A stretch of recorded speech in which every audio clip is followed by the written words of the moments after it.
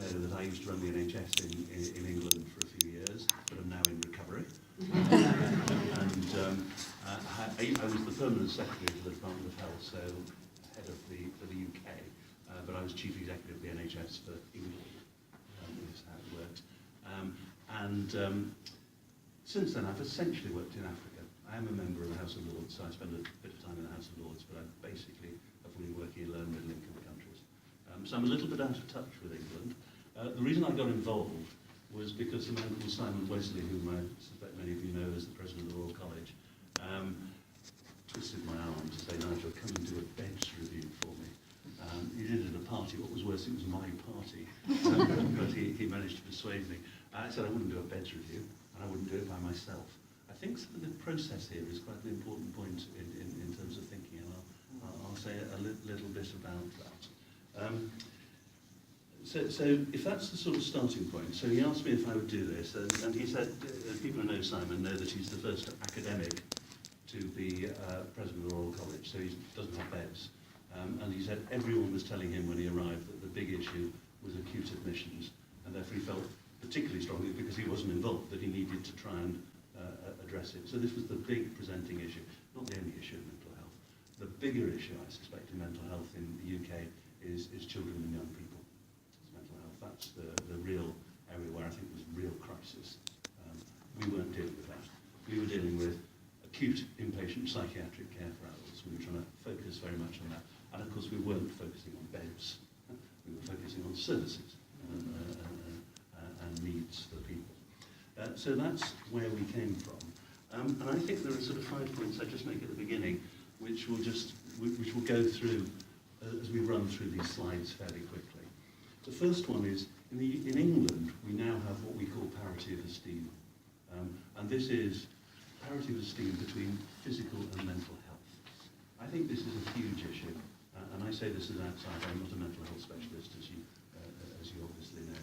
And that means that, if I have a heart attack out there, or look as if I'm having a heart attack out there, I'll get picked up pretty quickly, and I'll be dealt with pretty quickly in a professional way and go through the system pretty fast. If I have some kind of mental breakdown out there, people will walk down the other side of the street for a start, and think I'm drunk or whatever it is, and eventually I will find my way. So let me transfer this to London. I'm sure you'll have people dealt with instantly. But if it was in London, maybe it would take me 2 days to get into the right service or something.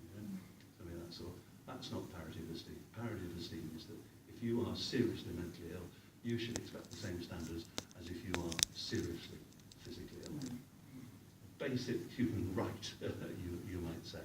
Interesting how that came about. It came about because the politicians were persuaded to move it on, largely by a man called Norman Lamb, a Lib Dem in coalition with the Tories.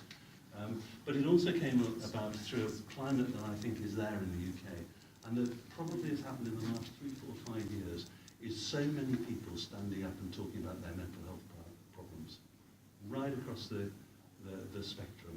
Mental health is now something that people are willing to talk about in ways that they weren't 5 years ago. I had a debate in the Lords the other day on mental health, and about 15 people taking part, and I think about 12 of them were talking about their own experience, and some really heavy experiences within it.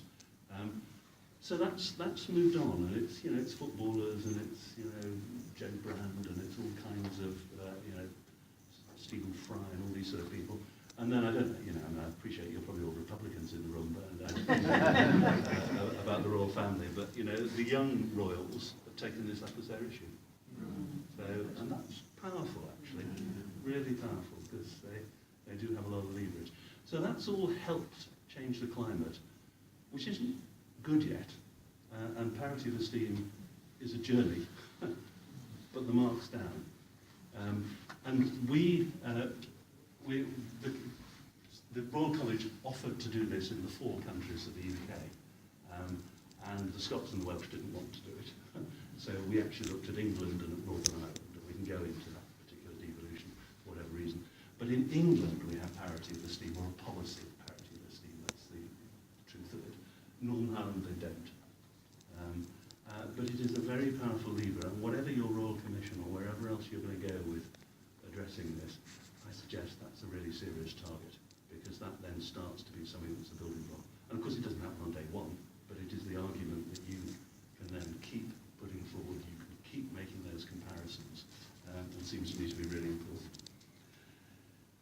So we then, I also thought it was terribly important in terms of the process, and let me just jump in onto that at the moment as well.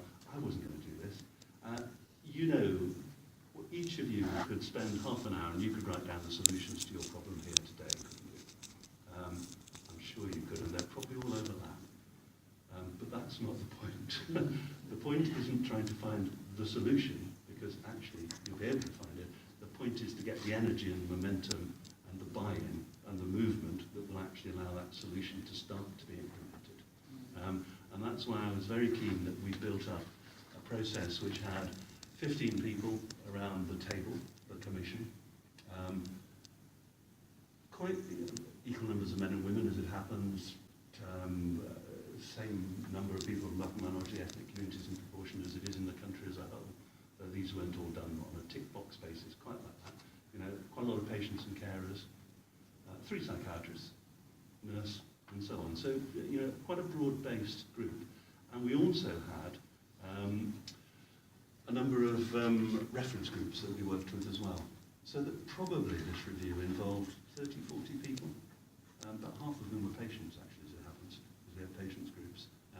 But also, we had one of the other issues, which doesn't quite apply in this room, but my observation is that planning is very often done by 55 and 60-year-olds, and it's done for the 40-year-olds, you know, because when the plans come into effect, the 55 and 60-year-olds have retired.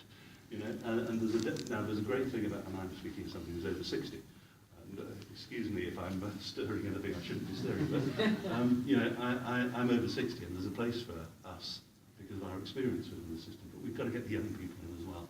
And we very deliberately set ourselves an advisory group of the 35-year-olds. We call them the young professions. Or did we call them the younger professionals? I can't quite remember what we called them. We were trying not to call the other ones the old ones, as you understand.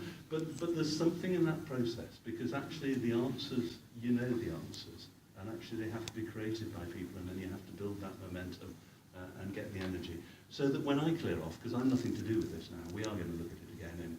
We published in February and June the 2 reports, I think, and we will look at them a year or so on. We will come back to that. But I'm nothing to do with mental health. I work mainly in Africa, as I've just said. You know, actually, the truth is these are the champions who have to make things happen and have to move forward. So I do think process is fantastically important. And then, of course, there was the really important point of making sure that we got very clear on what the nature of the problem really was. And of course, it wasn't an admissions issue. There was a presenting admissions issue, of course, as you will understand. But the bigger problem was actually discharge, if you wanted just purely numbers, but it was more complex than that as well. And then we looked for what levers we had to make change happen. And then, of course, we also looked for funding, because particularly if you apply the principle of parity of esteem, you can see that there's a need for more funding within this system as well.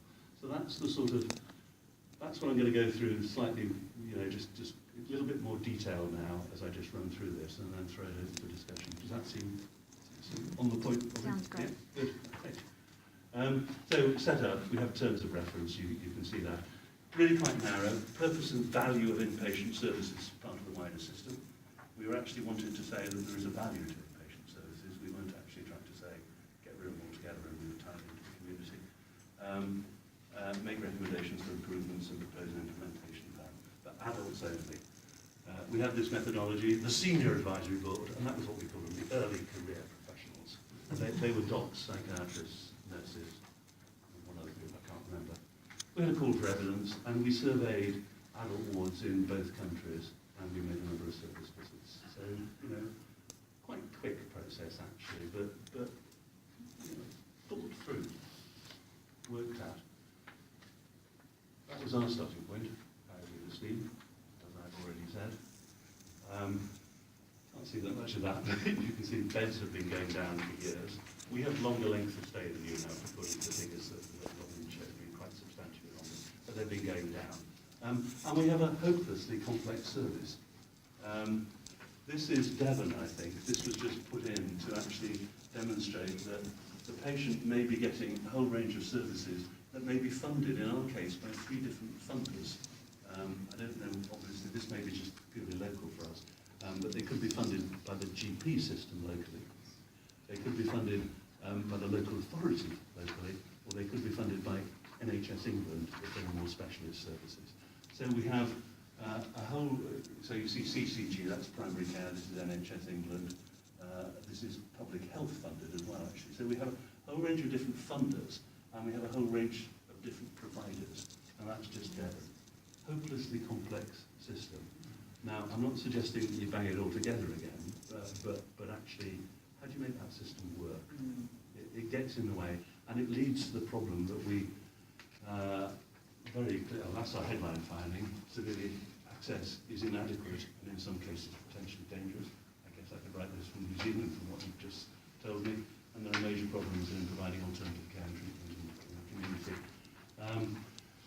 I won't touch on Northern Ireland actually. We then did a survey in England, and this was the result. So we surveyed really quite a significant percentage of wards, and we got the survey done by the consultants on the wards, so consultants are the people actually running the wards. So it was their assessment of patients, and they reckoned that on average 16% of patients could be better treated in a different setting, and 16% are ready for discharge. Now you can't add the two together because there's some overlap between the two, but nevertheless you're looking in at somewhere between 1 in 4 and 1 in 5 patients in a ward being either in the wrong place in the first place or ready for discharge because of it. And in addition, about 500 patients a month travel more than 30 miles to be admitted. That was the presenting problem. That was the really big political problem, was actually that, you know, somebody in London ended up being admitted in Newcastle, if that means anything to you, but, you know, 200 miles away or something of that sort. So that was a really presenting problem. And there were a number of system-wide issues which contributed to that. Firstly, there were too few community and specialist services. This wasn't crisis resolution and home treatment team services. It was actually community-based services. The biggest issue in some ways was housing. And it was housing right the way through the level from actually just, you know, you lost your tenancy because you went into hospital for 3 weeks. Right the way through the system. Too many handoffs, if that makes sense. That's an expression you use between parts of a complex system. And it may get jammed up. Terribly weak commissioning and planning arrangements. In our system, we call it commissioning, and it's basically I'm not sure if it's the same sort of thing as you have, but it's the people who do the contracting. And when we looked at that, we saw what we knew, which is that the people doing the contracting were probably the junior people doing the contracting. The more senior people were dealing with acute physical services. They had relatively little experience, and you found for whole populations that you know, there wasn't much in the way of commissioning or planning really going on. You know, it was neglected. We found patient and care engagement. We found some absolutely fantastic examples, and we found some dreadful ones. And the biggest complaint we heard from people was the lack of carer engagement at the front end. Now, you can't always engage the carer at the initial assessment time, so you understand the reasons for that. But they were missed out of the system so easily, is the way it looked. And then poor data and systems. So actually, we couldn't find out what's going on in much of this, you know, compared to physical care, where we've got pretty poor data and systems there, but actually they're worse in mental health to actually understand where patients were. You may be in a better position on that. But, you know, that complex diagram I showed you of all those different people playing in the same pool, they weren't sharing data. And it was jolly difficult for us to find out what was really going on and who was where within the system. Northern Ireland, incidentally, they found they had even fewer, they had, you know, bigger problems in admitting. About 1 in 4 patients better treated in a different setting, and 1 in 5 are ready for discharge.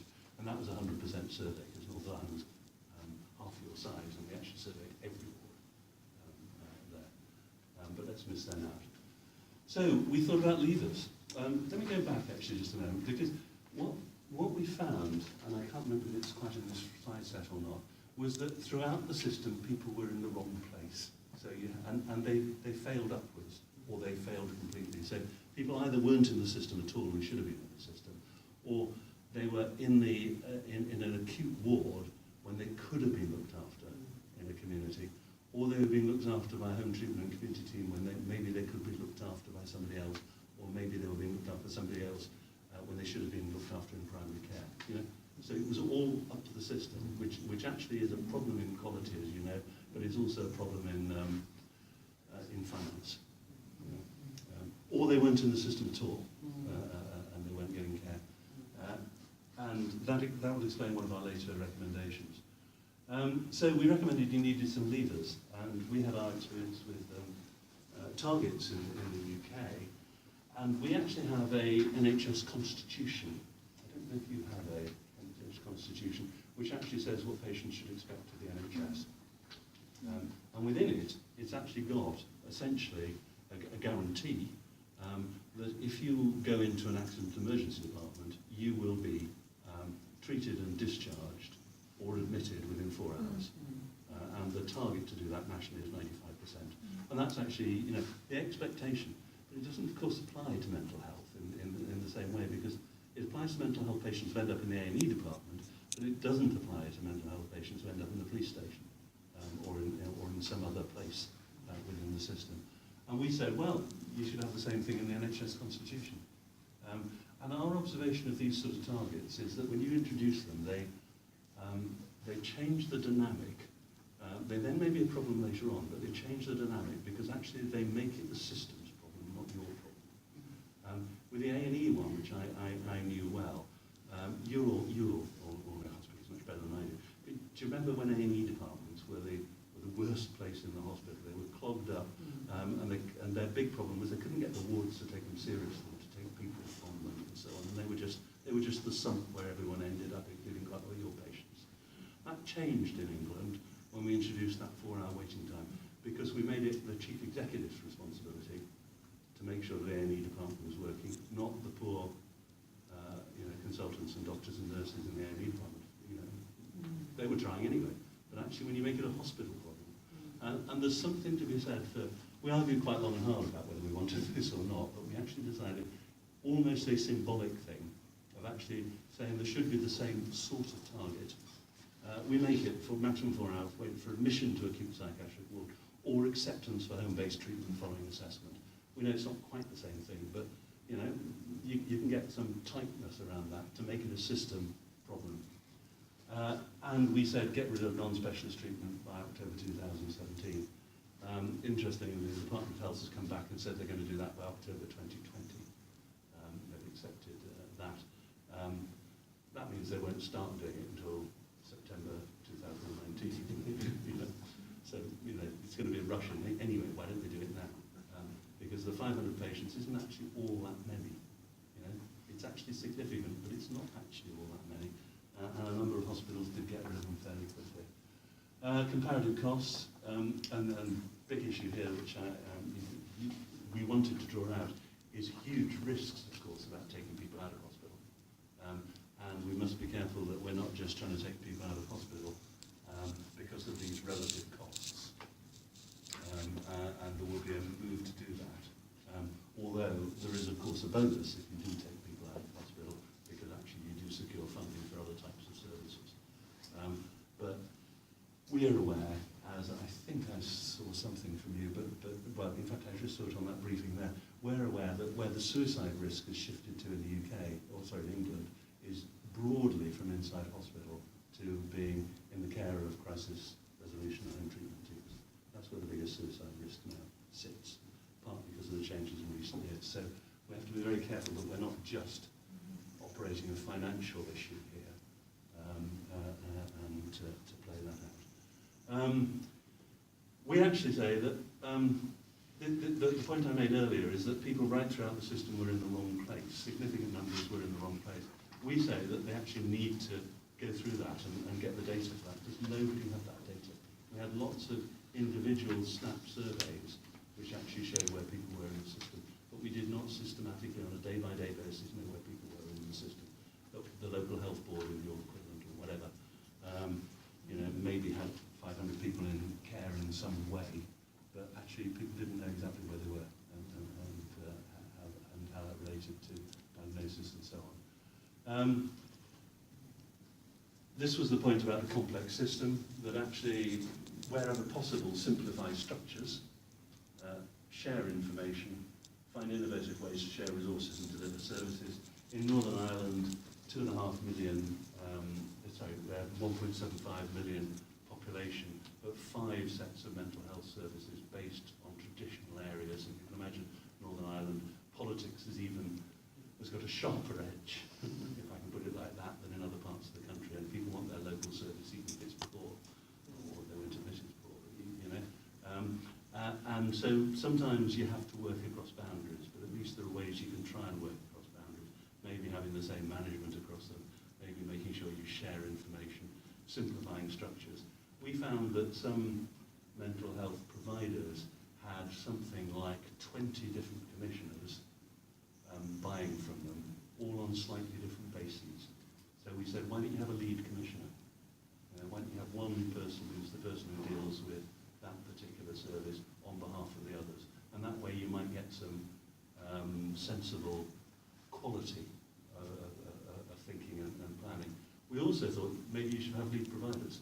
And there are 1 or 2 places in the country where that panoply of services I showed you in Devon, you actually had one lead provider subcontracting with the others and working with it. Yeah? Let's get this simplified. Not so that not so you've got to centralise everything, but actually, when it's so diffuse, it just doesn't work effectively as a system. And it is a system. Housing. A very simple thing to say. And we've got the same problem that I think I heard earlier that you've got, which is that this has been squeezed. Other government policies, nothing to do with mental health, have been squeezing the social housing sector really quite dramatically. And that's one of the biggest crises going beyond mental health, but in terms of public provision in the UK at the moment, housing is a real fundamental problem area. We actually also thought, this actually came from the psychiatrists in the group, that the Royal College of Psychiatrists has a set of standards for acute care, but they must be twice the size of that document. You know? You probably know them. So I've no doubt everyone reads them every day. But the point that was being made by our psychiatrists is maybe we should just have a relatively simple set that actually are available there in the ward and that everyone understands, including the patients, so we know where they are. Develop it with the involvement of patient and carers and widely promoted and communicated. Quality improvement. We thought there were some nice examples of which you know one of them that were around, but other people had never heard of quality improvement and thought that you made change by telling people what to do, as opposed to the sort of building those methodologies. And the college had a quality program which was based on standards. They called it quality improvement actually. It was essentially a standard process. Many people in the UK have grasped what the quality improvement is actually a technical term and means something specifically, rather than just, well, yeah, of course we're all working to improve quality. But there's still a bit of a struggle there. And we made some suggestions about how the college should take a really serious lead in that, with the Royal College of Nurses. Long-term patient and carers, and I said some brilliant examples. Best examples, actually, interestingly, were in Northern Ireland, where they had a lot of these peer workers and people on the board and people at all levels within the system. Really great ones in Belfast. Some really a lot of progress that seemed to be able to be made there. We thought, actually, without money, but about attitudes and just sort of thinking about it. We also had an issue about race. I don't know whether you do here about ethnicity. I mentioned you do, and maybe a different one. Ours is about black young men. If you're a black young, someone of African, Caribbean extraction, you're 6 times more likely to be admitted than your equivalent in the majority population. This isn't about overt racism. Sometimes in the past it may have been about overt racism, and to some extent it's a problem that people see and other people don't see. So it was important to address, because actually this is what black people were saying to us: there is a problem. Quite a lot of other people denied there was a problem, and actually the statistics, apart from the one I said, for which there may be some reasons, make it clear that it's not, you make it clear that you could make the argument that there isn't a problem. You know, that there are legitimate reasons why there are differences. But it is perceived to be a problem, and we need to do something about it. We have got a workforce race equality standard in the NHS, which is actually just some very simple measures across the workforce in the NHS, which are about the ethnicity of the people who have disciplinary proceedings taken against them, you know, grievance proceedings, the ethnicity of people who are promoted in exams, you know, the sort of simple measures that you might expect, which tell you a picture or reflect back to an organisation what's happening in their organisation, and whether the people from black and minority ethnic communities in their workforce think they're getting a fair deal. You know? And it's about whether people think, I'm talking to a group of psychiatrists about what people think about, but you know, whether they think they're getting a fair deal is what matters. Is this organisation for me? You know, do we get good a deal than elsewhere? And we thought that we ought to do one which was a patient and carers race equality standard, and actually to look at some of the indices about how people were treated, you know, who were the peer support workers, what was the access to people, you know, which carers were the ones who were actually involved in the initial assessment. Some of those measures to actually try and understand, A, whether there was a problem, but actually also just to reflect and to mirror back to people what was happening, so that people locally could take action. We need to improve the data. I mean, it's so far behind, and we want to improve the data. It's fairly anodyne, but you know, values-based recruitment is quite an interesting one, which is true in a number of NHS trusts. That they're actually recruiting people based on their values rather than purely on their professional qualifications. Really quite an important point. It doesn't override. You know, if you've got the right values, doesn't mean to say you can be a consultant tomorrow. But you know what I mean. Within the system, you're looking at values as being really quite important. So some interesting examples there. And greater financial transparency. Removal of perverse incentives. The perverse incentives in our system were because, as I said at the beginning, we had 3 different levels of funding. You know, if there will be an incentive for any of the funders to try and keep the person in the level of service paid for by another funder. So if you're the GPs, you don't want to accept people who are being paid for by NHS England as things stand. You know, the thing is just perverse. Reduction of waste coupled with investment in priority areas, which are identified there. So, and then this final bit about guarantees about financial parity with physical health. This is, of course, the dream wish list, isn't it? I don't know if it happens in your country that when the physical